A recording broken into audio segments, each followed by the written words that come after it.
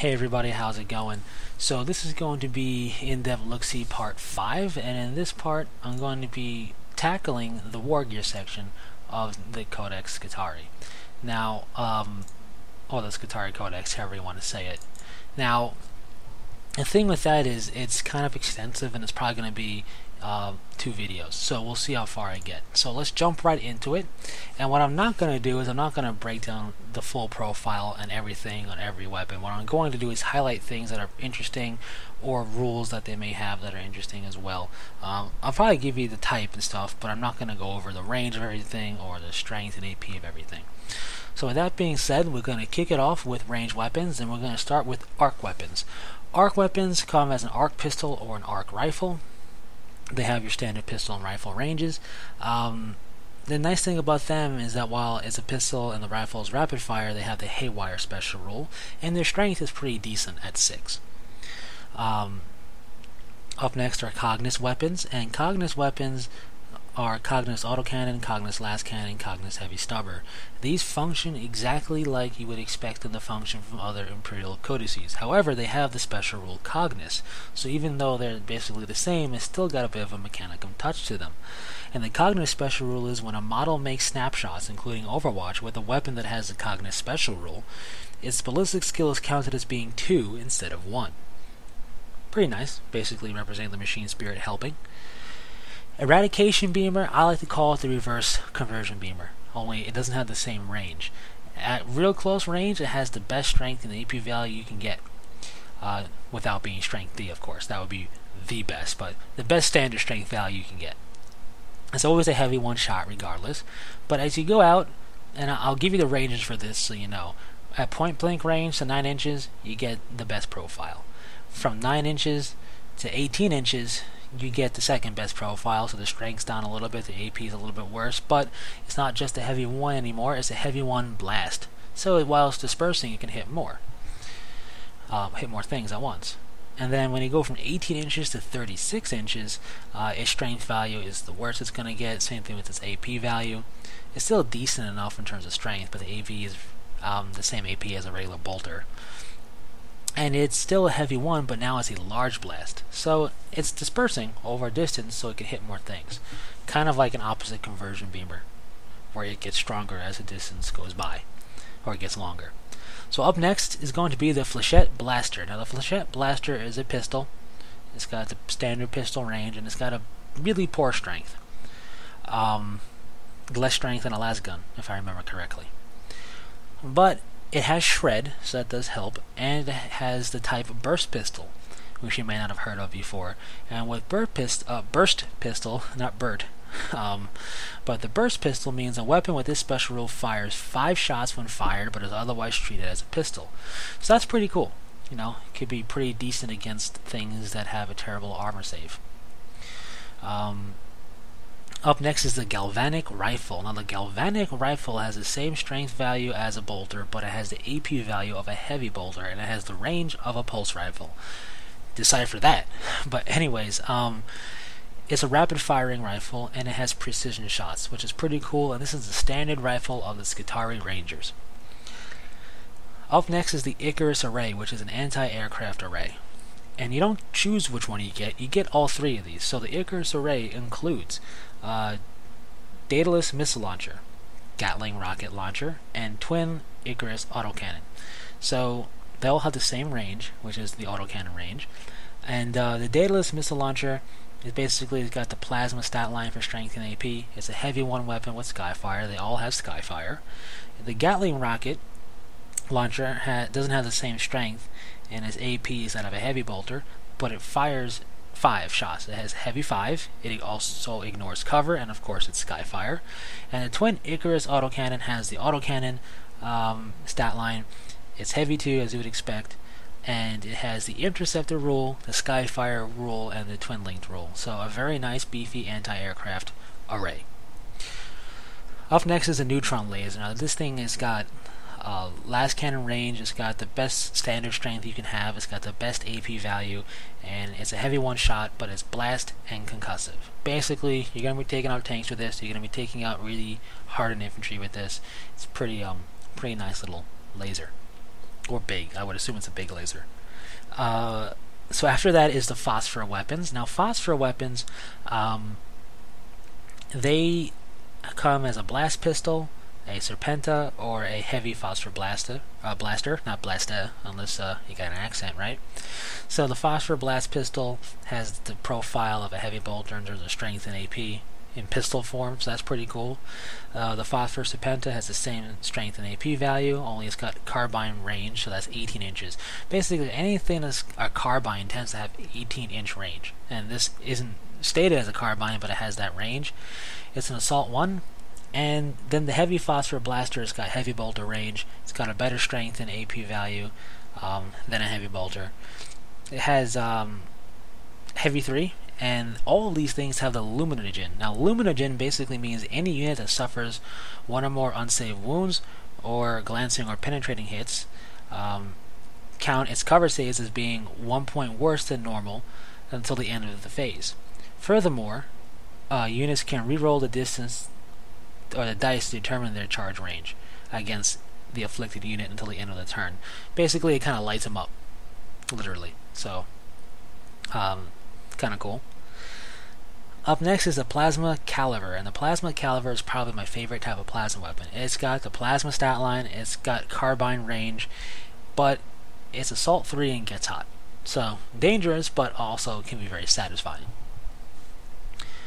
After that, you have the stub carbine, and the stub carbine has no AP value.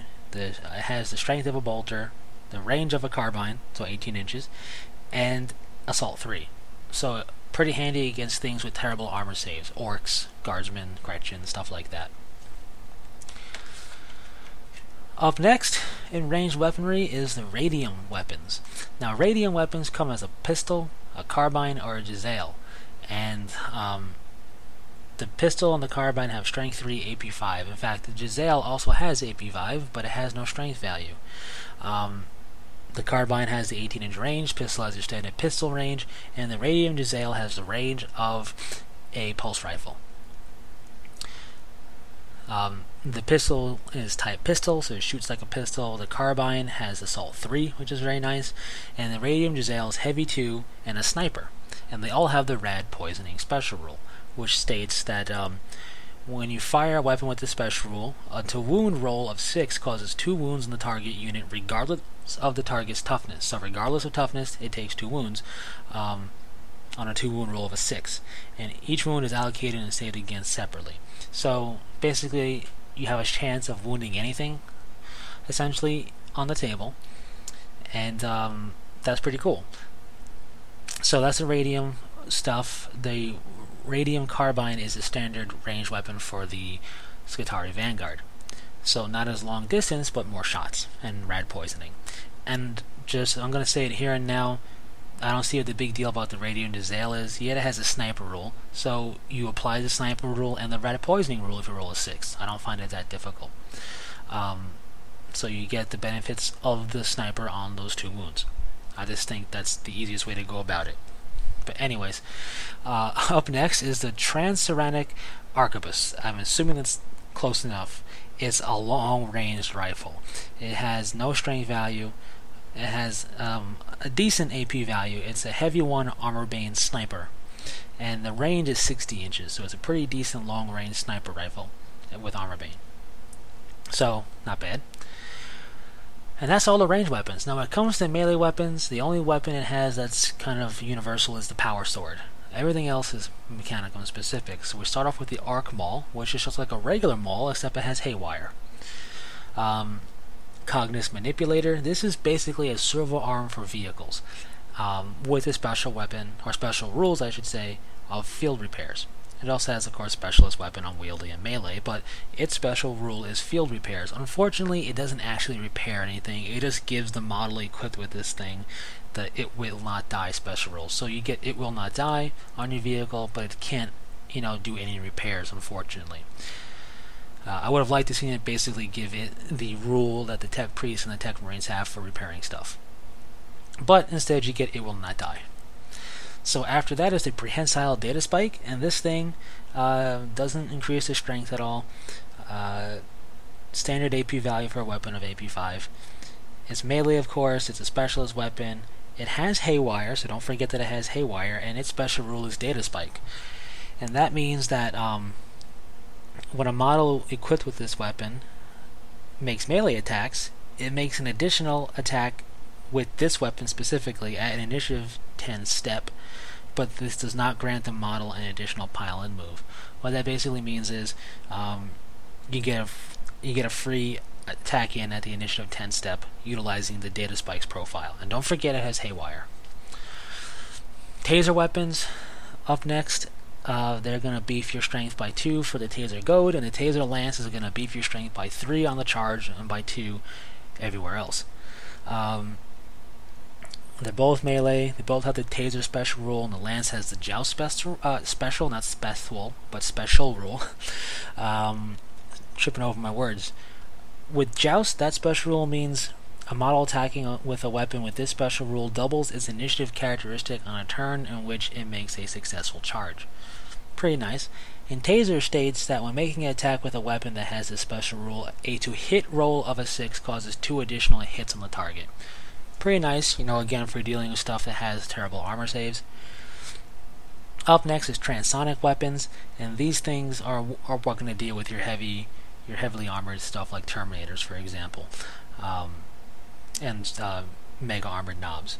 So you have the transonic blade, the transonic razor, and the cord claw. The blade adds +1 to strength. The rest are the user's strength. Their AP values are 5.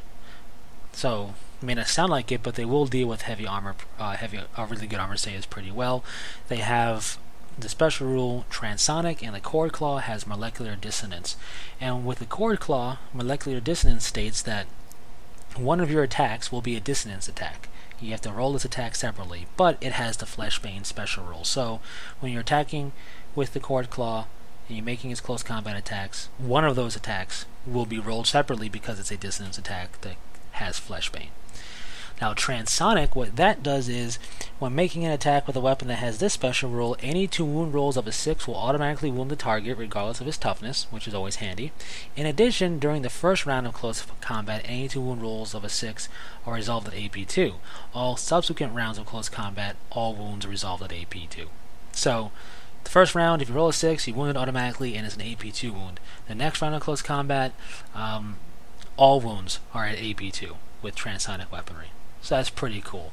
Now I'm going to stop it here. What we have left is special issue war gear, armor, Skitarii vehicle equipment, and the relics of Mars. And then that'll be done in the next part, which will be part 6, I believe. And then what I'm going to do with that is also give you my thoughts on the war gear section a little bit, and I want to talk about or list the Skitarii war gear list, because just because we have all these ranged and melee weapons and whatnot doesn't mean any unit can take whatever it wants. Like in every other codex, the units are limited to what squad upgrades and what squad leader upgrades they can take. So I want to show you what's in those limitations, so what exactly you can take as upgrades for a squad, for any squad that has access to this. Now some squads will of course have unique optional upgrades that you can take, but we'll get to those when I talk about squads in their own little rambles. Anyways, that's it for part 5, so thanks for sticking through it. The next part will be part 6, clearly, I can count, and we will finish up the war gear there. So, thanks for sticking through it, and until next time, take it easy.